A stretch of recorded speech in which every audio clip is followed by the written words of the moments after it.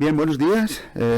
Mi nombre es Juan Francisco Gibaja, vengo de la institución Milay Fontanals, del grupo INDI, y os voy a hacer una charla un poco extraña porque no os veo, no tengo público delante, tengo nada más un edificio que veo desde aquí y que va a tratar sobre el tema de las sociedades neolíticas, del éxito de esas sociedades neolíticas, entendiendo que tuvieron tanto éxito que nosotros somos herederos de ella. Nuestra forma de alimentación en gran parte son su forma de alimentación. En todo caso, más allá de pequeñas cuestiones que voy a tratar en relación a ese proceso de neolitización, lo que sí que me centraré es en presentaros un yacimiento sobre el que estamos trabajando hace algunos años, que se llama La Marmota, que está en Italia, como veréis a continuación. Bien, para empezar, lo primero es daros las gracias a los que estéis ahí, ahora para mí en la nube. Espero, la verdad, es que os guste la charla y que si después me podéis mandar algunos comentarios por algunas cuestiones, pues estaré encantado. En segundo lugar, quiero agradecer a Íñigo García y a Manuel Rojo el que me hayan invitado a esta actividad docente, para mí novedosa, absolutamente. Y nada, espero que vaya bien. Y en tercer lugar, me gustaría dar las gracias a los dos compañeros de Fatigas y codirectores del trabajo de La Marmota, que son Mario Mineo, del Museo de la Civiltà, que fue codirector de ese yacimiento durante más de 10 años, y mi compañero de institución, Nicolo Matsuko. Bien, como os digo, lo que vamos a hablar en primer lugar es un poco sobre las cuestiones de la expansión y sobre el papel también de esas sociedades mesolíticas, qué pasaba con los últimos cazadores-recolectores del Mesolítico, y voy a hacer nada más que unas pequeñas pinceladas para después entrar directamente en La Marmota. Bien, muchos de vosotros conoceréis que hay distintas propuestas para explicar la difusión del Neolítico. Durante mucho tiempo hubo dos grandes propuestas encontradas, que son el autoctonismo, en las que los investigadores que la defendían proponían que la explicación a ese proceso de neolitización deberíamos buscarlo en las últimas sociedades mesolíticas, es decir, que son ellos los grandes protagonistas de ese proceso. Después había otras, por así decirlo, contrapuestas que defendían más un difusionismo, es decir, movimientos de poblaciones y de ideas. Esto no solo se ha producido en la península ibérica, sino también en todo el Mediterráneo. Y con los últimos años lo que hemos visto es que se están planteando otro tipo de términos, que cada uno tiene de alguna manera elementos específicos y que probablemente vais a encontrar en la bibliografía, sobre todo cuestiones como dualidad, capilaridad, leapfrog, coexistencia, aculturación. Son términos que vais a encontrar en la bibliografía y que podéis vosotros evidentemente consultar. En todo caso, nosotros partimos de la propuesta de que efectivamente creemos que hay movimientos de población y que hay que tener también muy en cuenta a esas sociedades mesolíticas indígenas con las que probablemente varios de esos grupos primeros neolíticos, primigenios, se encontraron. Pero ya veremos que hay algunas propuestas un poco curiosas en relación a este tema. Bien, antes de hablar de las sociedades neolíticas hay que hablar de los últimos cazadores mesolíticos. Una cosa bastante curiosa con estas sociedades mesolíticas, que dentro del ámbito italiano y francés les han llamado las culturas del castelnoviense, es que uno tiene la sensación de que están reculando o están asentándose en espacios muy determinados. En el caso de Italia, por ejemplo, prácticamente todos los yacimientos castelnovienses están en la zona norte, como podéis ver en este mapa de Perrin y de Frolnold, pero también en este de Ferrer. Es decir, esto es el número de yacimientos castelnovienses de esos últimos mesolíticos, y también puntualmente en las islas. Pero en toda la zona centro prácticamente no existen yacimientos del castelnoviense. En la parte francesa también existen vacíos, como esta zona de aquí, o en la parte española existen también vacíos en la zona catalana, por ejemplo, o en todo el centro peninsular. Es curioso que esos castelnovienses, las últimas sociedades mesolíticas, en la zona tanto francesa como italiana, uno de los elementos que prácticamente ya no existen son los enterramientos. Evidentemente, la ausencia de dataciones, la ausencia de yacimientos, la ausencia de enterramientos han venido a facilitar o a o a proponer para algunos investigadores un vacío de población antes de la llegada de las primeras comunidades neolíticas. No es menos cierto que hay algunos yacimientos, muy pocos en todo este arco mediterráneo centro-occidental, en el que en el mismo yacimiento hay ocupaciones del Mesolítico final y el Neolítico inicial. Uno de ellos lo tenéis aquí representado por estas piezas, es por ejemplo Gabán, en el norte de Italia, y en el que se habla de procesos de contacto entre ambas sociedades a partir de la morfología de la industria lítica. Pero es, como repito, que no es menos cierto que hay muy pocos yacimientos de esta época en los que podamos encontrar ambas ocupaciones diferentes en el mismo espacio. ¿Qué sucede con el nuestro mesolítico a nivel de enterramientos? Bueno, aquí los tenéis. El mesolítico, aquí os he enseñado todos los enterramientos mesolíticos, independientemente si son más antiguos o menos antiguos, y lo que podéis ver es tan claro, es que esas sociedades mesolíticas parecen preferir las zonas de costa, ¿de acuerdo? Aquí tenemos algunos de los enterramientos más conocidos. Os voy a enseñar alguno de ellos. El primero de ellos es Los Canes, que está en la zona asturiana. Perdón, aquí hay un error, estos no son Los Canes, este es el Collado, que está en la zona de Alicante valenciana, y esto es una foto de uno de los yacimientos del área de Muge, donde hay muchísimos enterramientos mesolíticos. Pero en todo caso, lo que os quería enseñar es que en los enterramientos ya se percibe que no hay una ocupación del espacio homogénea, sino que hay zonas de bastante vacío. Eso ha llevado, por ejemplo, a investigadores como Maninen a hablar de que hay un momento en el que las zonas de costa o determinadas zonas de costa se abandonan por parte de las sociedades mesolíticas, producido básicamente por un evento que es el evento 8.2, que es un evento en el que se genera un frío mucho mayor y una sequedad mucho mayor. Por lo tanto, esa desaparición de esas sociedades en las zonas de costa las atribuye a ese abandono de esos espacios por parte de las sociedades mesolíticas por producto de un cambio climático. En la zona española, Morales y Oms en 2012 más o menos un poco plantearon eso mismo a partir de las dataciones. Observaron que entre las últimas dataciones mesolíticas, que las tenéis aquí, y las primeras neolíticas, que las tenéis aquí, hay un absoluto vacío cronológico. Evidentemente, si no hay dataciones, es que no hay yacimientos de ese periodo. Por lo tanto, ellos también hablaban de que ese evento 8.2 en la zona catalana sería producto quizás, pero habría que resolverlo también, producto quizás de un vacío de población. En todo caso, lo que parece evidente es que, repito, las sociedades mesolíticas están asentadas en determinados espacios muy concretos. Es probable que los espacios vacíos son los que después ocupan los neolíticos, pero es algo todavía a resolver con nuevos estudios climáticos, sedimentológicos, de ADN, etcétera. No es menos cierto que hay muy pocos yacimientos donde hay una continuidad cronológica y podría uno interpretar incluso que ese vacío cronológico va unido además a un descenso demográfico. De ahí quizás que haya tan pocos enterramientos de ese mesolítico final. No he recordado deciros, por ejemplo, que el único enterramiento de ese mesolítico final en toda Italia es el que os he enseñado, que es Mondeval. A momentos anteriores del Mesolítico hay muchos enterramientos, pero del Mesolítico final únicamente existe Mondeval. Bueno, la pregunta que si estaríais delante mío os podría decir es si conocéis el yacimiento de la Marmota. Vale, probablemente si yo os dijera si conocéis Göbekli Tepe, Çatalhöyük, Egosville, Dispili o La Draga, probablemente casi todos de vosotros me diríais que los conocéis todos o prácticamente todos. La pregunta sería, ¿os conocéis el yacimiento de la Marmota? Yo casi seguro que diríais que probablemente no, o os suena muy poco. Ello es producto básicamente de que se ha publicado muy poca cosa en lengua que no sea italiana.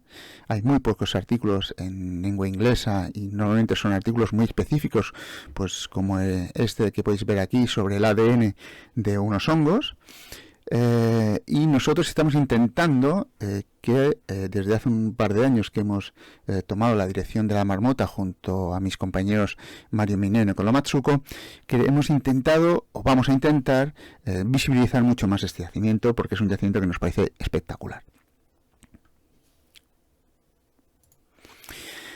Para empezar un poco el contexto, para que sepáis de qué estamos hablando, vamos a hablar de un yacimiento que está actualmente dentro del lago.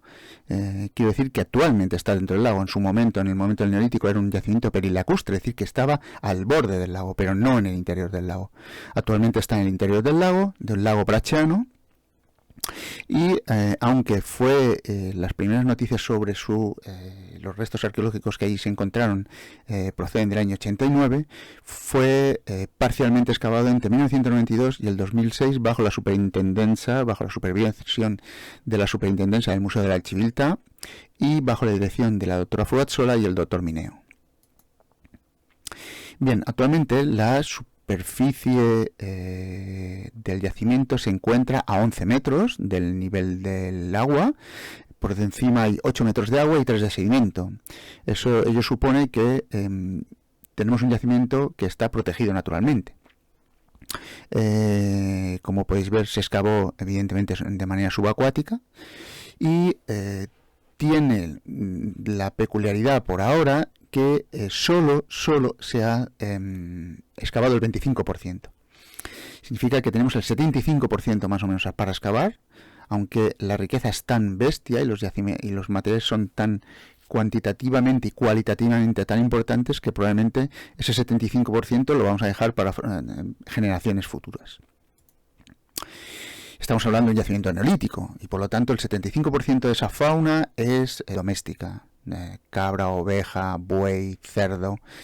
Recuerdo, estas son las especies de nuestra dieta mediterránea básicamente. Y junto a esa tenemos animales cazados o pescados, desde ciervos, zorros, cabras, pájaros, reptiles. La parte botánica es una de las partes para nosotros más brillantes o más ricas. Evidentemente la fauna es un resto que normalmente se conserva en buena parte de los yacimientos, pero no tanto los restos botánicos, como os veréis ahora. Bueno, los restos botánicos nos hablan de una domesticación vegetal absolutamente consolidada, con el trigo y la cebada y con distintas especies de legumbres. Asimismo, tenemos la constancia del consumo de frutas, de distintos tipos de frutas, el lino para probablemente cuestiones de textil y quizás todo un conjunto de plantas medicinales, como veis ahora, entre las cuales, o alucinógenas, entre las cuales sobresale el opio. Bien, esta es la planta de ese 25% del yacimiento.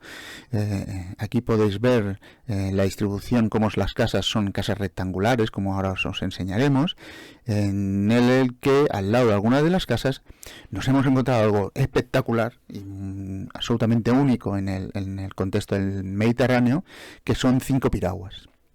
Bueno, si nosotros trazáramos en las líneas de separación de esas casas, podríais ver que es una cosa bastante estructurada y por lo tanto estamos hablando prácticamente ya en ese momento de inicios del Neolítico de casi un protourbanismo. Conocemos muy bien las casas porque conocemos muy bien la distribución de los palos que sustentaban esas casas. Se han registrado 3.400 palos, de los cuales tenemos dataciones dendrocronológicas de 2.000. Es decir, que son una cuestión que vamos a trabajar ahora, pero prácticamente no está publicado. Y con esas 2.000 podemos saber qué casas fueron las primeras en construirse o incluso pequeñas reconstrucciones que pudo haber en cada una de esas casas. También tenemos dataciones de otros elementos, de semillas, de carbones, que nos indican que este yacimiento duró entre el 5.600 y 5.700 como momento más antiguo y hacia el 5.200 como el momento más moderno. Y actualmente, más allá de las semillas y los carbones, lo que estamos intentando datar, ya se han enviado algunas cosas a datar, algunas muestras a datar, son algunos de los instrumentos o de los objetos en madera más relevantes de yacimiento, como por ejemplo podrían ser las piraguas. Se definieron 2 niveles, tanto a nivel sedimentológico, pero especialmente a nivel de la cerámica. el cruzar las dataciones que existían o que tenían junto con las decoración cerámica les permitieron hablar de dos niveles. Un primer nivel dentro de lo que se llama decoración tirrénica, que sería la primera decoración primigenia de las sociedades neolíticas iniciales, y un segundo nivel en el que especialmente sobresalen las decoraciones más cardiales o más de incisión, y sobre todo las pintadas, ¿no? Vais a ver unos recipientes con unas decoraciones pintadas que evidentemente se conservan en gran parte por el contexto en el que están. Bien, ¿las casas cómo son? Pues las casas a partir de donde se sitúan los palos de sostenimiento, sabemos que tenían una longitud aproximadamente entre 8 y 10 metros y una anchura entre 6 y 8 metros. Y en el interior de cada casa habitualmente hay un hogar central, e incluso se suele utilizar un nivel de barro que se endurece, o hemos encontrado placas de madera que serían como un parquet incluso. Bueno, uno de los elementos más espectaculares de esta marmota, de este yacimiento, son las 5 piraguas. Estamos hablando de piraguas, varias de ellas tienen más de 10 metros. Yo os invito a que hagáis 10 pasos y entenderéis el tamaño de estas piraguas. Solo cuando uno las ve observa lo enorme que son. Y esta piragua, incluso hay otra que se llama la número 2, están fijadas en el suelo por estos pilares que invitaron a los investigadores a hablar de que no estaban en el agua, sino que estaban reconstruyéndose o se estaban reparando. Bueno, lo más importante para mí de estas piraguas no es solo el hecho de que son gigantes. Uno nunca hubiera podido pensar que estas sociedades hacían este tipo de piraguas tan grandes, sino que además yo casi los califico como ingenieros navales. Están utilizando elementos como de reforzamiento de la piragua, como veis aquí en la base de la piragua, pero después hay un conjunto de elementos que van pegados, que van asociados a esa piragua en los laterales de las piraguas, que nos están hablando de unos conocimientos complejos. Esto no lo hace alguien que decide nada más vaciar un tronco, sino que lo que es producto de conocimientos de generación en generación que se transmiten y que, por supuesto, demuestran la complejidad de estas sociedades neolíticas, que para mí es bestial, ¿no? Aquí tenéis algunos de esos elementos asociados que salen al lado de la piragua. Esta es la pared de la piragua y lo tenéis al lado. Y estos son las fotos de esos elementos. Evidentemente tienen una serie de agujeros, pero una morfología muy específica. Y lo que pensamos es que son para atar cabos, pero también es posible que fueran para unirse a otra piragua paralela, a modo de catamarán, o a un elemento de estabilizador. Eso lo que permitiría es mucha mayor facilidad de navegación en espacios marítimos. Para que os hagáis una idea de ello, hay un grupo dirigido por Radomir Tichy que decidió hacer una piragua similar a la marmota 1, a la piragua 1 de la marmota, y con esa piragua llegaron a recorrer en forma de cabotaje durante varios días desde la zona italiana hasta la zona de Lisboa, en varios días. Bueno, estas son algunas de las dinámicas de la marmota. La cantidad es bestial, tanto en formas como en tamaños, como en decoraciones. Realmente, si uno cogiera la publicación, una de las primeras publicaciones de la marmota, que más o menos es en el año 1989, uno no tendría la sensación de la cantidad de material que hay en la marmota. Porque, claro, en 89 estamos hablando prácticamente de la primera campaña o de la primera recopilación de objetos que estaban obteniéndose en la marmota.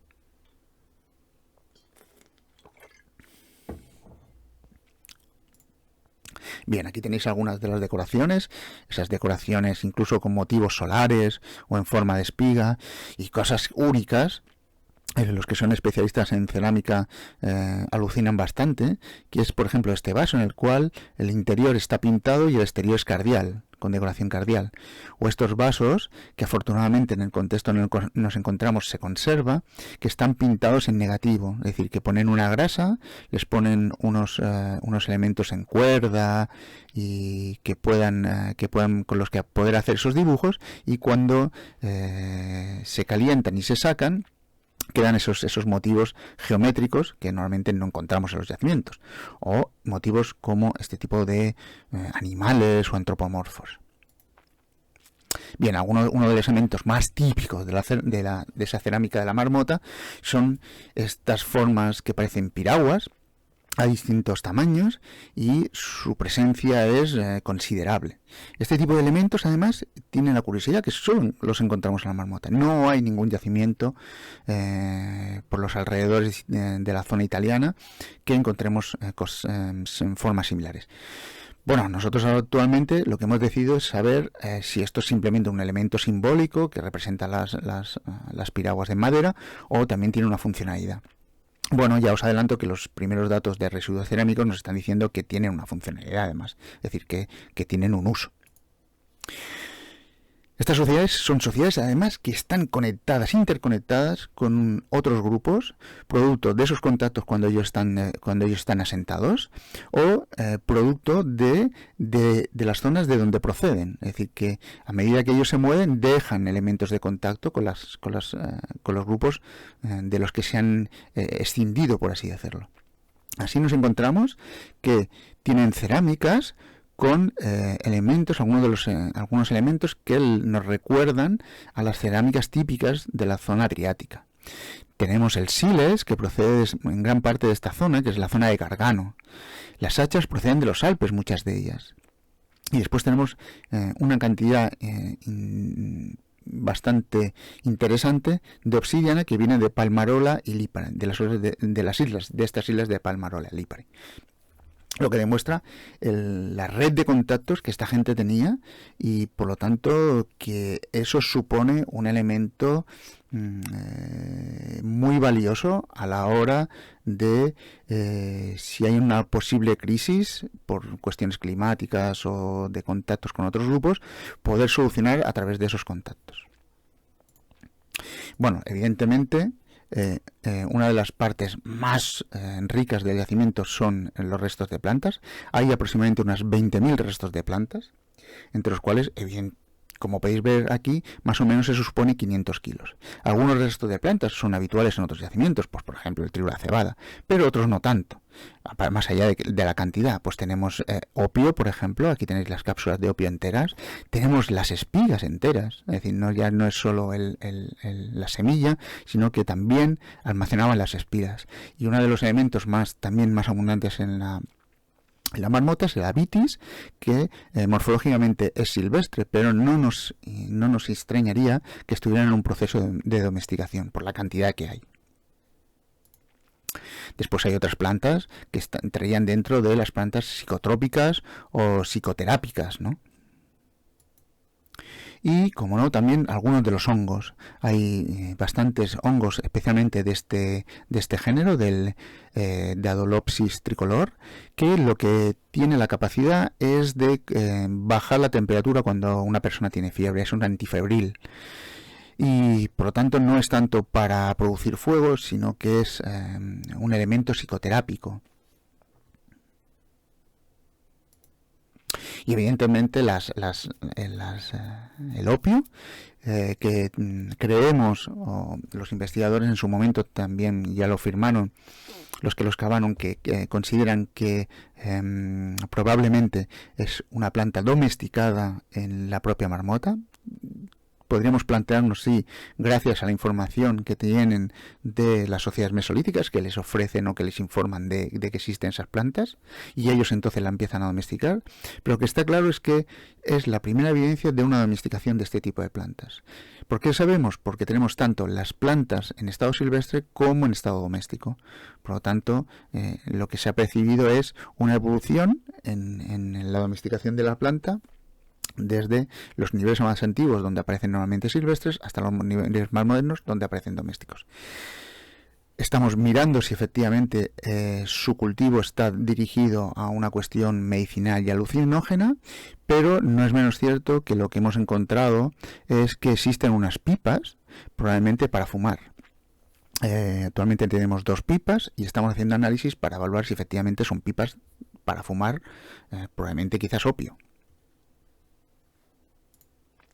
El material textil es absolutamente alucinante, vais a ver cosas que probablemente jamás hayáis visto. Esto es un uso con su palo y toda su cuerda. Para mí esto es algo absolutamente increíble que se conserve. Nosotros, cuando vienen compañeros a conocer el yacimiento, siempre les digo que si yo les dijera que vais a estar ante un yacimiento medieval en el que desafortunadamente no se ha conservado ni el cristal ni el metal, probablemente os lo creeríais. Y para explicar que son mucho más complejas, son sociedades mucho más complejas de lo que a primera vista uno podría pensar al hablar de sociedades neolíticas. Bueno, aquí tenéis el uso, aquí tenéis fragmentos de textil. Aquí tenéis cuerdas con distintos trenzados, tamaños, bueno, la variedad es enorme. Cestería también con distintos trenzados, incluso cesterías o cestos con fragmentos de comida, no solo los cestos, sino también las cerámicas, tenemos varias cerámicas con restos de comida. Elementos constructivos que uno siempre puede imaginar y que uno puede ver en el caso de la marmota. Después la cantidad de instrumentos de madera es gigante.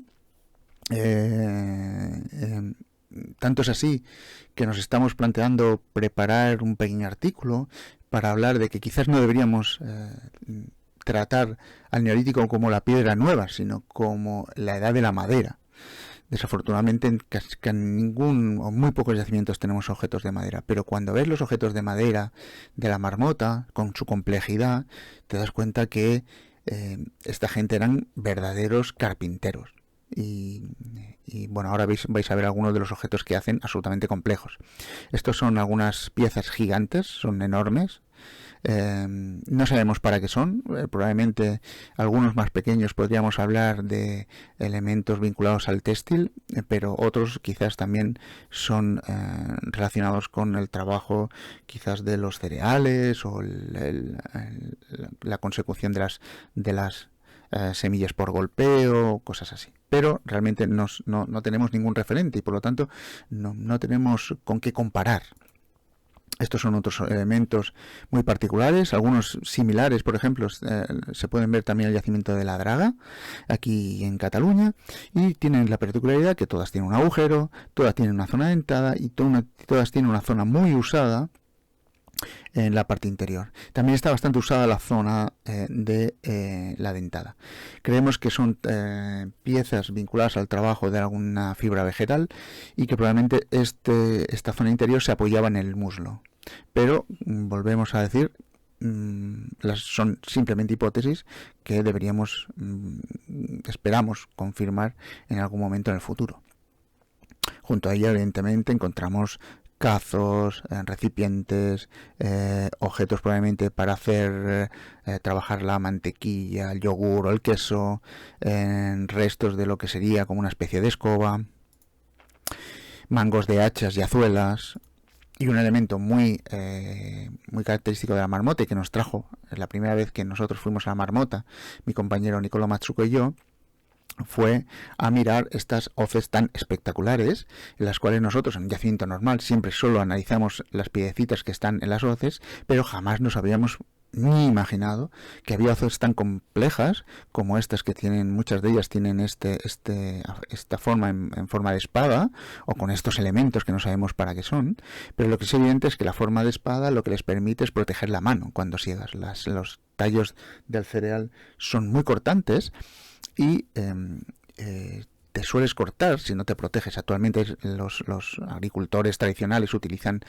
objetos como dediles, que son unos objetos en madera, pero estos italianos absolutamente fashion, lo que hacían estas hoces tan complejas para protegerse la mano. Bueno, realmente en un yacimiento normal lo más fácil de hacer y lo que menos valor tendría son las piezas líticas. Es decir, esto se puede sustituir rápidamente y lo más costoso de hacer es el mango y conseguir una buena resina. ¿De acuerdo? Con lo cual, esa es la complejidad máxima, está en la parte que normalmente, desafortunadamente, no se conservan, y aquí sí. Estamos hablando de aproximadamente unas 52 hoces entre fragmentos y piezas completas. Claro, un yacimiento así te obliga a hacer todo un conjunto de análisis que normalmente no haces. No solo hacemos el estudio del lítico, cómo es la piedra, las huellas que vemos en la piedra, qué forma tienen, sino que queremos saber cuál es la madera que se usó, queremos saber qué tipo de resina se usó y si la resina se procede de la zona o no. Y con los fitolitos y los pólenes lo que estamos consiguiendo es saber qué tipo de plantas cortaron, e incluso, como se quedan centenares de pólenes pegados en la resina, nos están permitiendo un poco conocer el paisaje circundante de la zona a través de un estudio como, por ejemplo, los pólenes que hay en la resina. Esas hoces nos llevaron a la marmota porque durante aproximadamente unos 15 años venimos recopilando la información de todas las hoces que hay en el Mediterráneo, o al menos de buena parte de los yacimientos donde hay hoces. Aquí tenéis algunos de esos yacimientos, ahora actualmente tenemos más. Pero lo que hemos conseguido saber a través de esas hoces es que hay dos grandes tipos, como os enseñaremos ahora. Un tipo sería el típico como la hoz de la marmota, con esos dientes en diagonal. Estas son las primeras hoces, son las que siempre encontramos en los contextos más antiguos del Neolítico y que evidentemente los encontramos en zonas como de la zona griega y que a medida que pasa el tiempo y con el que va unido a esa expansión neolítica, las vamos encontrando hasta llegar a Portugal. Después hay otra hoz diferente, que es una hoz, ya no son dientes alineados en diagonal, sino que es una gran hoja o dos hojas en paralelo, y que también tendrían una distribución relativamente similar, pero no tanto por la zona marítima, sino más bien por la zona continental, desde la zona balcánica, norte de Italia. Ahora lo vamos a ver. Os voy a enseñar un poco una idea general de los distintos tipos de hoces que encontramos. Como os he dicho, la primera, siempre por la zona mediterránea y por lo tanto por cabotaje, vendrían esas sociedades con este tipo de hoces con dientes en diagonal. En algunos de esos yacimientos, muy puntualmente, encontramos alguna hoz de este estilo, que podría ser como un puñal o incluso una hoz con un enmangue recto, pero bueno, sería una cosa muy muy puntual. Posteriormente, teniendo en cuenta esa expansión hacia el 5400, es decir, unos 300 años posterior a las hoces tipo marmota, aparecerían estas hoces en paralelo, que entrarían, como he dicho, por la zona balcánica, norte de Italia, y ya llegarían a la península ibérica. Y después nos encontramos con cosas muy particulares, como este tipo de hoz, típicas de aquí este hoz es una hoz de la Draga, y esta es una hoz del yacimiento suizo de Egosville, en las cuales son hoces muy particulares, con una lámina que va en diagonal, y que aparecen de manera simultánea en yacimientos donde hay hoces paralelas. Sería el caso, por ejemplo, de la Draga. Y después uno de los grandes debates es qué sucede por el norte de África. Es decir, siempre estamos hablando de una neolitización por la parte norte del Mediterráneo, pero sabemos muy poco de lo que sucede por su parte sur. Desafortunadamente, los yacimientos excavados, especialmente en yacimientos como Marruecos, Túnez y similares, suelen ser yacimientos muy antiguos, muy pocos, en el que el acceso a esos materiales es bastante complicado, y por lo tanto actualmente estamos en ese debate de qué sucedió por la parte sur del Mediterráneo. Para concluir, yo creo que hay algunas claves sobre el éxito de esas sociedades neolíticas. Tienen un control de la domesticación brutal, es decir, no solo en los tipos de animales que han domesticado y las plantas, sino que cuando llegan a un sitio nuevo incluso pueden llegar a domesticar plantas, pues por ejemplo como el opio o la vid, que ese es un tema que estamos tratando también. Es decir, no son sociedades con unos conocimientos absolutamente sólidos en relación a la domesticación. La domesticación de esas nuevas especies, Tiene una complejidad técnica que jamás hubiéramos imaginado, no solo para sociedades neolíticas, sino yo creo que jamás uno se piensa que las sociedades mesolíticas tienen esa complejidad técnica, una complejidad técnica pensada no para el momento, sino pensada para que se pueda usar en generaciones. Esta hoz no está pensada para usarla en un año de siega nada más, sino que va a pasar de generación en generación y puede durar varios años, ¿de acuerdo? Son una complejidad técnica brutal, que además está vinculada a toda una red de intercambio de materiales, de conocimientos, de técnicas, de informaciones, que un sitio que está en Roma puede estar teniendo contactos con grupos que están norte, sur, este y oeste. ¿De acuerdo? Eso para nosotros es fundamental para entender ese éxito de las sociedades neolíticas, que nos parece que en el momento último del Mesolítico se está perdiendo. Las redes de intercambio cada vez son menos sólidas y por lo tanto eso puede hacer desequilibrar a determinados grupos en momentos de crisis. Y por supuesto estamos hablando de sociedades muy complejas. Es decir, cuando hablamos de gente que hace barcos como esto, hablamos de gente que son especialistas. Es decir, nadie hace de un día para otro una barca de este estilo.